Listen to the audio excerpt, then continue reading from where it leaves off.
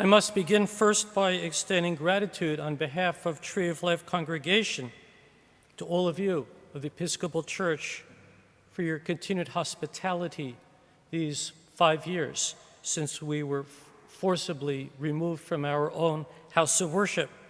It was particularly moving when I came into services yesterday and saw the sign in the lobby that said that you were delaying your Sabbath worship to accommodate us so that we could pray our holy days. And for that, I extend our gratitude and thanks.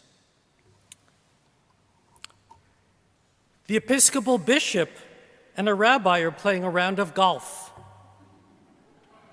On the second hole, the rabbi has a 15-foot putt to make par. He carefully aligns it, smoothly taps the golf ball, and it rims the cup. "Damn it, I missed," shouts the rabbi. That's okay to say here, right? Okay. The Episcopal bishop says, "You know, Rabbi, that there might be some of your congregants nearby who hear you." The rabbi responds, "You are right.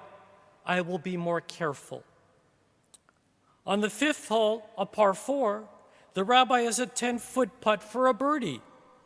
He carefully lines up the shot, taps the ball, and rims the cup. "Damn it, I missed," he yells again. "This is embarrassing to hear," the bishop remarks. "I'm sorry for my words, Bishop," answers the rabbi, "and to assure you of my sincerity, if I should utter these words again, may God strike me dead on the spot." On the 10th hole, the rabbi has a 5-foot putt to make par. He carefully lines it up and gently taps the ball. It comes to rest 1 inch from the cup. "Damn it, I missed," yells the rabbi. Suddenly, clouds appear. There is a boom of thunder as a bolt of lightning streaks from heaven. It hits the bishop. The rabbi is quaking with fear when a voice booms from heaven.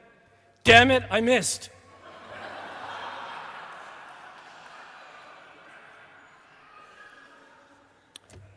I hope that God is in your life more often than the occasions when you are angry or invoke God's name to curse, whether it be that missed putt or cutting the piece of wood 1/4 inch too short, or the deer enjoying your tomatoes before you can.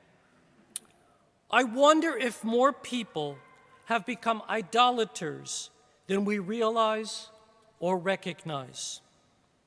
We have created a society and system which idolize people in the entertainment field. We worship athletes, movie and television personalities, and musicians, just to name a few. We even call a television show American Idol. Look at how many people attended Taylor Swift's Eras Tour, an incredibly high-grossing tour. Or how many people attended the Ed Sheeran concert or Pink. I've written before on the subject of a Steelers game being a religious service, replete with athletes, both past and present, that we idolize. We even take the top 10% of these people and affix the word God, such as the rock and roll gods or the football gods, and so on. Yes, these less than 1% of our society have unique and special skills that we admire, enjoy watching, and frequently wish that we had. Most of them spend countless hours honing their craft or skills, although there are those who are just born that way. Perhaps we might be a bit jealous of them, but remember that they are God's simply because we choose to make them so. There are numerous tales within the Greek and Roman pantheon reflecting the lament of the gods that humanity slowly ignored them until they were unnecessary. Their interplay and frequent mischief wrought upon humans was what gave them a reason to live. We don't know the circumstances that led to Abraham becoming the very first recorded monotheist on this planet. There is a charming tale the rabbis tell that his father Terach owned an idol shop. One day Terach needed to run an errand and left Abraham in charge. Abraham took a hammer, smashed all of the idols but one, and put that hammer in the hand of the largest idol in the shop. Upon his father's return, his father says, "What happened here?" Abraham said, "That large idol was jealous of the others and smashed all of them." Terach said, "That's ridiculous. They're idols. They're just stone. They can't move or do anything." "Aha," says Abraham. Some have suggested that living in an environment where there was no light pollution at night, in the vast expanse of open terrain in the Middle East, might lend itself to stargazing and contemplating the very nature of human existence. A natural conclusion of those evenings of deep thought would lend oneself to come to realize that a power far greater than humanity had to be involved. It was at this precise moment that God spoke to Abraham. What do we have to show for that profound moment? Too many people worship the acquisition of wealth and material possessions. I remember reading a social media post recently, supposedly quoting one of the wealthiest persons on this planet who wanted to be launched into space to observe humanity. The poster remarked that if he wanted to see humanity, he should walk through a pediatric oncology ward. Perhaps in our quest to see God, we have substituted God's creations. We read in the Hebrew Bible that when the portable sanctuary was to be constructed, God imbued Bezalel with the gifts to work all types of metals, wood, gems, and fabrics. When Solomon became king, God imbued him with wisdom. We confuse the great achievements of people with godliness, making them substitutes for a God that we cannot see, suggesting that we can never witness God. Au contraire, God is all around us 24/7. The problem is that we don't know how to recognize God. Take a moment and look around this beautiful sanctuary, especially this gorgeous rood screen. God endowed the craftsmen who built this magnificent space with gifts. But as you looked around the room, did any of you look at any of the people in this sanctuary? Every one of them has a spark of the divine. Now, granted, some of these sparks might be a bit tarnished, others covered with massive layers of schmutz, and there are some that shine brightly. Each of us has the potential to be godly in all that we say and do.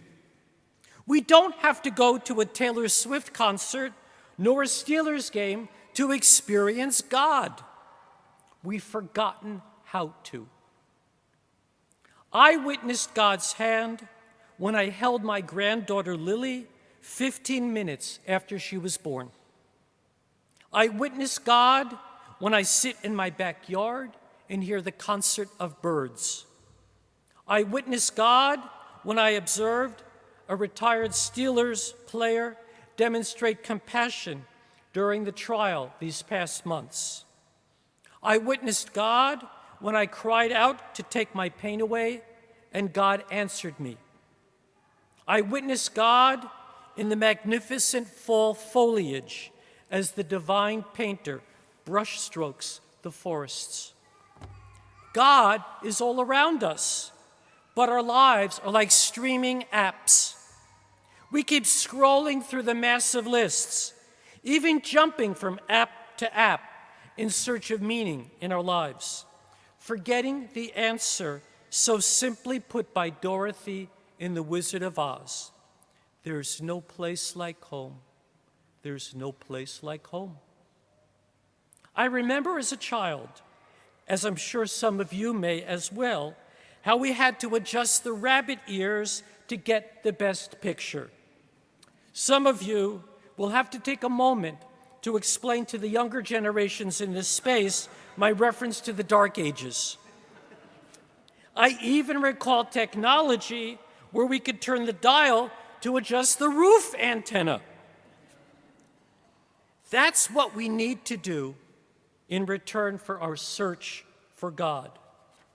We need to readjust our antenna to God's frequency, to symbolically don those X-ray vision glasses, to be able to once again see God in everything around us. Every person, every plant, every creature, everything is a witness to God's presence.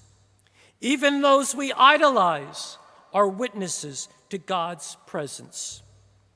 When we are able to do that, then unlike the Greek and Roman gods, we become more godly, and that's what God wants of us. When we observe what God demands of us, we maintain God's presence on earth as each of us climbs one step higher on the ladder towards godliness. That's our purpose on this planet. We will still miss those 5-foot putts, but we will have done our share to make this place a we.